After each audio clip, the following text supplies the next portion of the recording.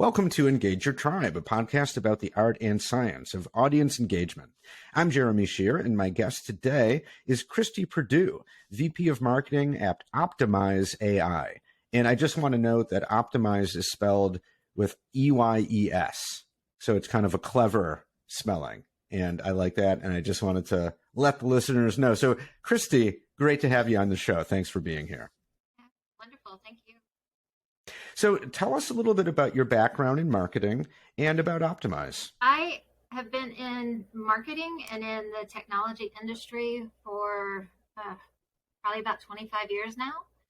Started out actually as a development manager, so a little odd, but then quickly worked into product marketing, product management first actually, and then product marketing. And just from there, started working out and working into taking over all of marketing and up the chain. I've been a CMO at a small startup. I've worked at large companies, as large as CA, medium-sized companies, but always in software technology. And right now I'm working at OptimEyes, another startup.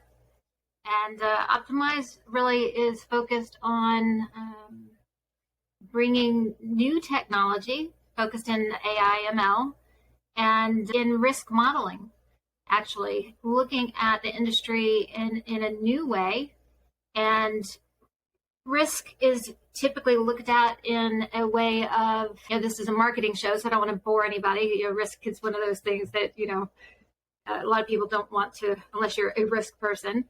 But risk is typically looked at in, I would say, silos, whether you're in cyber risk or privacy risk, or you're looking at supply chain. And what OptimEyes is doing is really looking at not risk management, but kind of a level above that, and helping organizations model and look at your risk across the enterprise and bringing that together in one optic, and looking at quantifying that risk across the enterprise, different ways of visualizing to be able to make decisions better, looking at your benchmarks, and actually doing something that no one else in the industry is doing right now. Most organizations, or most vendors and organizations themselves, look more of an outside in. You're a bank, you're a manufacturer of this size, so this is what you should look at as far as your risk and how you should perform.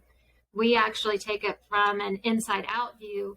We go, okay, you're a bank, but you're at this size, and this is your data, how you perform, how you act. It's almost looking at your DNA and your blood. It's the difference of saying, okay, you look sick and you kind of look a little pale, so you must be you must have the flu, versus taking your blood and taking a couple tests and going, you actually don't have the flu, you have X, whatever. Yeah. So it's really looking at the real internals of the organization, their business objectives, their risk tolerance, their people even, and building it the other way, turning it inside out, so that you really understand your risk in a very different way, so that you can be more proactive and look at different scenarios, worst case, best case. And with the evolving changes right now around privacy law, cyber escalating, really being able to cross evaluate how risk affects everything, supply chain, all these different things. So that's what we do. And from a marketing standpoint, very exciting times to be able to take something new to the market and communicate and work with our executives and our board and the market in general. Yeah, no, very cool. Thanks for that. And, I think you're right. If you're not kind of in the risk business, it's not something you think about all the time or even want to think about. But I think anyone can see the value of what you guys offer. And the people who really do care, and the folks that your audience for your marketing, these are chief risk officers, right? Chief technology officers, chief information officers, people like that. Yeah. And I know that one of your strategies is interviewing these folks, sitting down and talking with them, which I think personally, as a podcast person who does a lot of interviews, that is one of the best ways to get to know people, earn their trust, learn about what they really care about. What's your take on that? What kind of interviews do you do with these folks, and why do you interview them? Well, this kind of started from the very beginning with our CEO. He did something that you hear about with startups and you hear about in marketing all the time when you're trying to find product market fit. Mm-hmm. We've been in existence for about 4 years. And the way he started the business, he started out trying to build a totally different product. And he went out talking to CXOs, trying to find out what they needed, what their real need was. Yeah. And by doing that, he kept hearing over and over and over again that what he was thinking, the build it and they'll come, really wasn't what the real challenge was. So he quickly changed from a strategic standpoint, kept listening, kept talking, talked to 400 or 500 CXOs over the first couple of years, kept those relationships, kept talking to them. We still have 2 weekly meetings, Chief Privacy Officer, I call it a forum, and a CISO forum, where we speak with many of those contacts on a weekly basis, where it's just a call to talk to them about what their pains are, what they're seeing, what we're doing. There's different agendas every week, but it's an open forum with just many of those contacts. They're not necessarily customers, they're not necessarily prospects, but they're just people that we've talked to. This is one of the first companies that I've worked with that product market fit, from my perspective, isn't an issue. That's not a concern because we continue to talk to the customers and we continue to interview them. It's wonderful from a marketing standpoint. It's part of our culture. It's part of our DNA to continue to do the interviews to make sure that that customer voice, customer challenge, need, dynamics are inbred almost into what we're doing, because that's why we're here. So that's I'm not sure if I answered your question, but that's. Oh, no, you totally did. I mean, I think that there's a lot there. You said a lot of really interesting things. I mean, first of all, I love what you're saying, because I mean, product market fit is everything. Yeah. If you don't have that fit, then your business will not work in some very fundamental way, right? I mean, it will fail if you don't get that fit right. And what better way to find the fit than to simply ask the people that you're hoping will buy whatever it is that you're selling, what do you need? What's actually top of mind for you? I mean, it seems so simple, and yet I guess a lot of companies don't do it, but just that's invaluable information.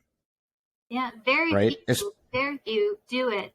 And very few, I know a lot of CEOs will make it a point to talk to some customers.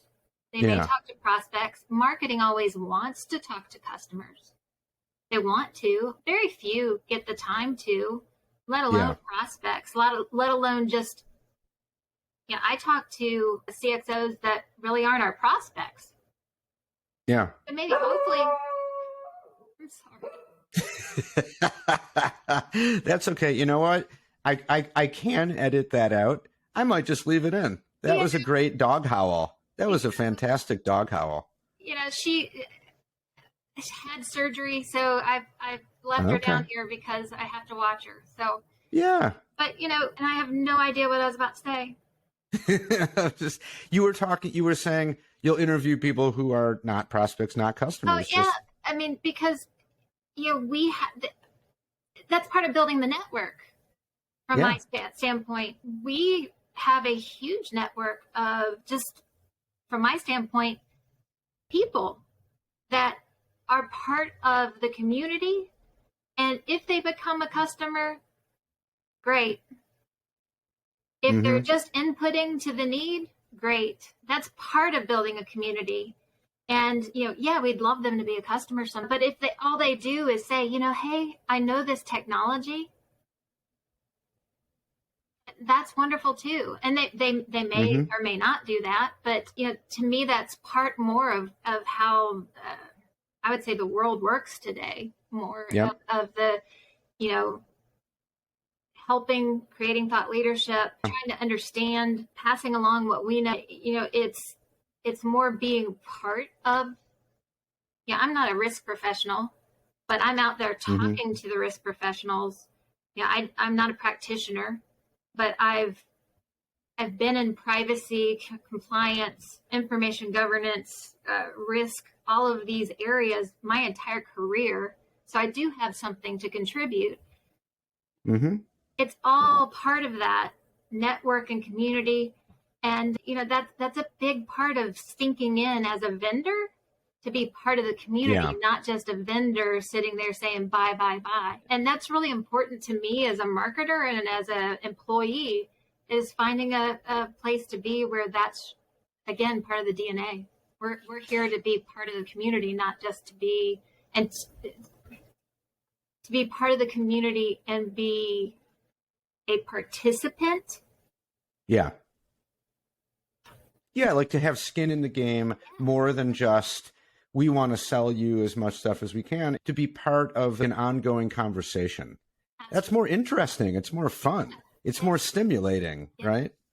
Absolutely. I wonder if a lot of marketers don't do this because there are certain assumptions that people make, like, well, I'm not a trained expert in this. These people aren't going to want to talk to me. What's in it for them? And so that's my question to you. Like, I think that's wrong, but how do you get people to agree to give you their time to talk about this? What is in it for them when you reach out and say, hey, would you like to, be part of this conversation? And they say yes. Why do they say yes? It's really interesting that you asked the question the way that you just did, because I find, number one, as a marketer, getting that yes and getting that interview is so educational. The more I interview, the more I learn, the more dangerous I become.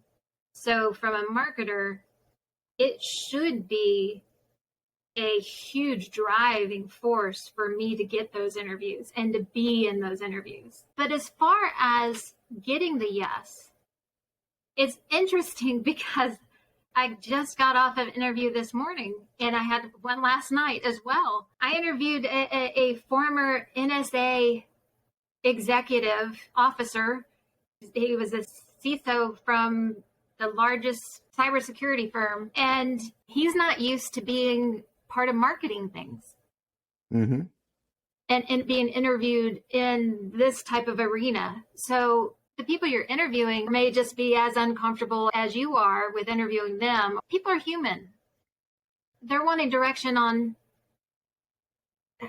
who's your audience? What's the purpose? I think that we have it a little easy because we've built this community. We've built this network of C-level executives. We did the work up front for me to go out and say, hey, I would love to interview you. And because we've kept this network up and we've done this work, it's not as hard for us to go out and get someone to say. But when I do get someone to say yes, I'm not a cyber expert. I know a little bit to be dangerous to there's so much stuff going on, privacy or cyber. If you're in the industry, you can ask a few questions to get them talking. But that's really all you got to do. Ask a few questions. It's almost like being on a date. Ask a few questions about a person and get them talking, and they, show a little interest. Get them talking about themselves. That's really all it takes. Yeah. Ask a person to explain what their business is. Ask a person to explain why it's important, to define it. What's the biggest thing going on? I mean, you don't have to understand what's in their brain to get enough information out of them to make an interesting interview. You really don't. And you can learn so much from that. Yeah. The interaction from it, you just keep asking more questions.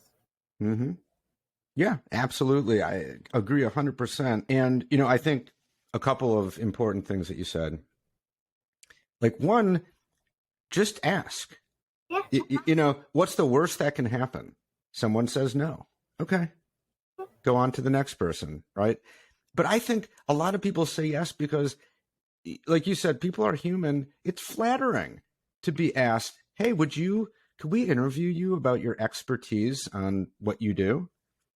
And it's not often that most people get the chance to do that. People like to talk about themselves and their thoughts and what they do. So no, and I think as long as you make it clear, I'm not trying to sell you anything. This isn't a bait and switch.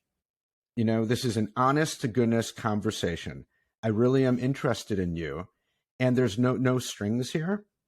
As long as I think that's why when people get wary, where it's like, hey, can I have 15 minutes of your time to learn all about your business, and then you can demo our thing? Like, no, I don't. I'm not going to sign up for a demo of your software because I don't know you.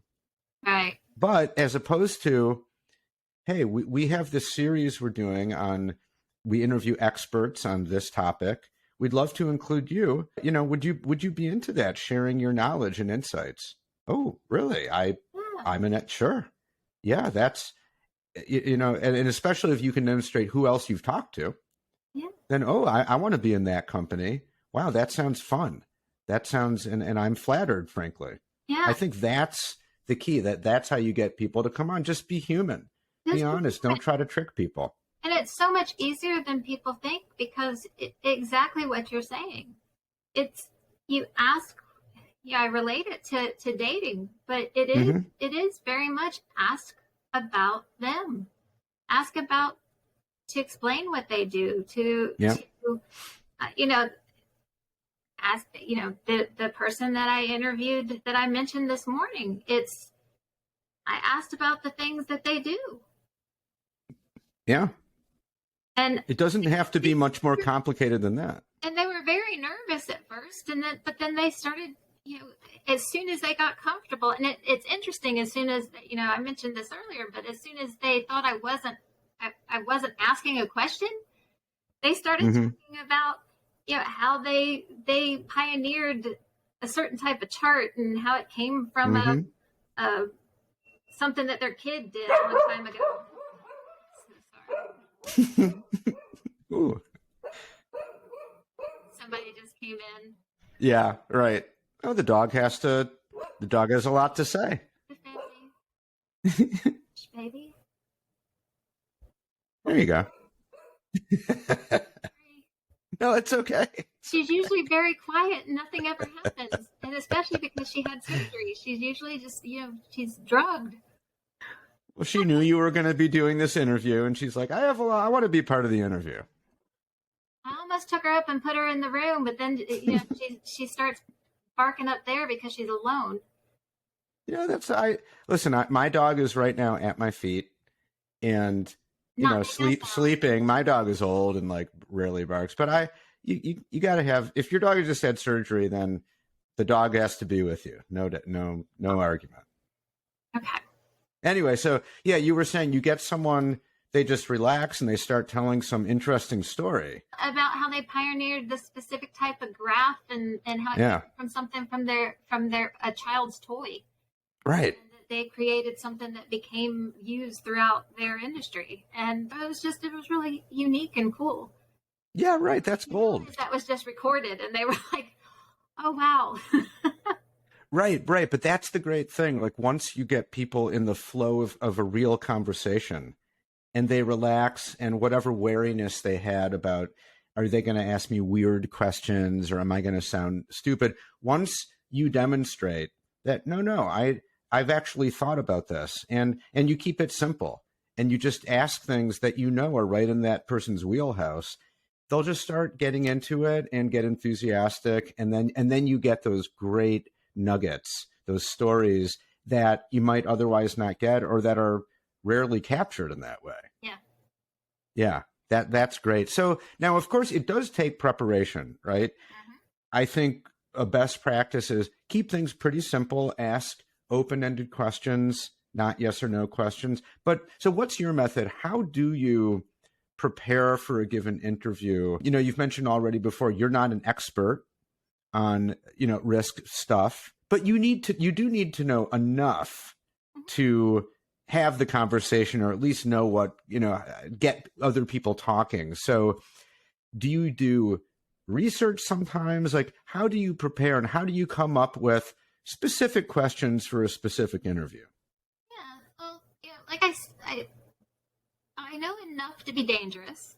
Mm-hmm. So I typically certainly research who I'm going to talk to. So I know a little bit about them and areas to ask as far as their specialty or their interests, but also more, I am a marketing person. So, Yeah. I want to get to the things that I want to get out of them. So certainly, how can I connect what they do to what I want to promote, or what I want to maybe have them say or try to get them to say. But it's really not that difficult. It's not that much that you have to do. The research, maybe 5 minutes.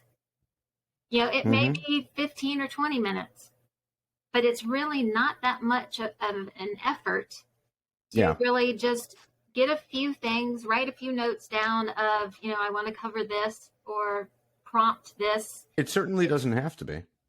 Unless I'm going, straight, completely out of my wheelhouse per se, and talking to someone that, let's say all of a sudden I was going to talk to someone that is in, I don't know, that I brought in someone that was a specialist in IT DevOps. And that's an area that I don't really have a background in at all. So I might spend, 20, 30 minutes looking a little bit more into DevOps, because that's not an area that I've really dealt with or marketed. I might do a little bit of that. And then, and because I'm not as knowledgeable in there, I certainly would ask them to, explain that a little bit more to people, to me. And, it might change a little bit about the questions I ask. It also depends on the audience that I'm doing it for. Yeah. So so speaking of which, who is the audience? Like, how do you capture these interviews, and then what do you do with them? Yeah, most of the time, we're going between, right now, we're doing a lot of this over Zoom. We're creating videos and we're chopping them up for social, for various different avenues of what we want to share them out. We are evolving that. Again, remember, we're a small startup. We're evolving that into a podcast. The interviews we did last night, in fact, I had 2 C-levels join us, and we had one executive interview the other executive, and we had a 45-minute interview, which was amazing. And it was more on the line of a podcast. And going more towards that podcast scenario. So it's getting more and more like that. So I think maybe in the future, nearer future, we'll probably lean more towards starting a podcast, because it's getting harder to break those down, break each question down into a separate video or something like that. Yeah. But I mean, we've been doing most of ours on Zoom and doing videos and, typical social promotion, and using them for blogs, using them for content, for various different scenarios. But right now, a lot of what we are doing is awareness generation of various different topics. And I also typically create a little small snippet for, I call it a snippet, but for the interview candidate, other than just the video itself. But create something for the person I interviewed as well, kind of like a best of component, so that they can use it however they want as well. Okay, right. So they get a lot out of this then. They get to talk about themselves and have a great conversation, and they get some content they can share, which is great. And I love that you guys are then repurposing this content in all kinds of different ways. I mean, that's super smart. Chop it up into the videos, right? You repurpose it as transcribe it, create blogs. I mean, and it's as a content person myself, I have found, and it's just common sense. Let's say I want to write a blog post. Boy, if I start just staring at that blank screen, it's so, that's going to take a long time in drafts. So much easier just to like have a conversation with somebody and then transcribe it and then turn that into a blog. Yeah, it still takes some work and you have to shape it, but you're starting with so much content already. Oh yeah. It just makes sense. It's more efficient. It's easier, I think. Yeah, we feed every video through a transcriber so that we have all the content. It's good for quotes. It's good for, we've turned a couple of the videos into transcribed documents just for the SEO purpose, frankly. Right. And use those for the basis of some of our blogs, just because we've had really long videos, and some of the content that we've cut out, we've used for a separate blog, just because it was, frankly, the video was too long, but we used the content in other ways. Yeah, smart. And again, writing a really good blog post can take weeks through all the drafts and revisions, and then like coming up with just stuff to say. It's like you said, a prep for a typical interview might be 20 minutes. And then you just have this great conversation with all kinds of cool, spontaneous moments and stories, stuff that if you were just writing it from scratch, there's no way you can really replicate that, because that's just all coming out of your head. And this is the interchange between two people or three people, which just sparks a lot of interesting creativity. It's just gold, right? It's like a content machine. And if you have an efficient way to repurpose that, then, you'll have all the content you ever need, really. Absolutely. Yeah. And we do a lot of, with the videos that we do, interviews that we do a lot of cross splicing as well, just to create additional videos. So it takes a lot of work. It takes a lot of time. Especially when we're a startup, and but there's so much valuable content if you can get, from the marketing standpoint, to me, it's a must. From the people you interview, they're so much more, what's the word? I want to say scared.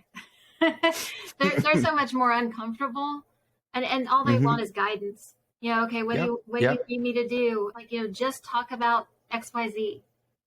Don't worry about it past that.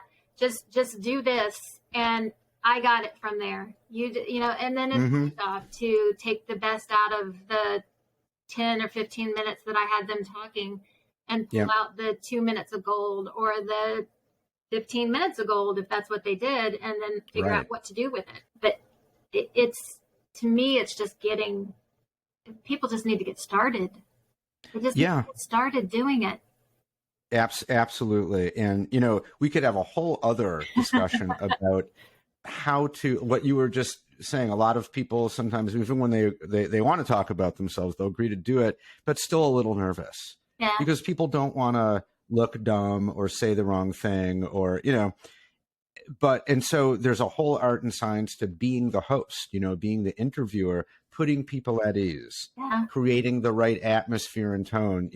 There's a whole other discussion to be had about that, which maybe we can do in part 2. But for now, I just want to thank you, Kristie, for a great discussion. I think we've demonstrated in real time what can happen when you just kind of get on, start talking together on a topic that you're both interested in, and have a great chat. I really enjoyed it.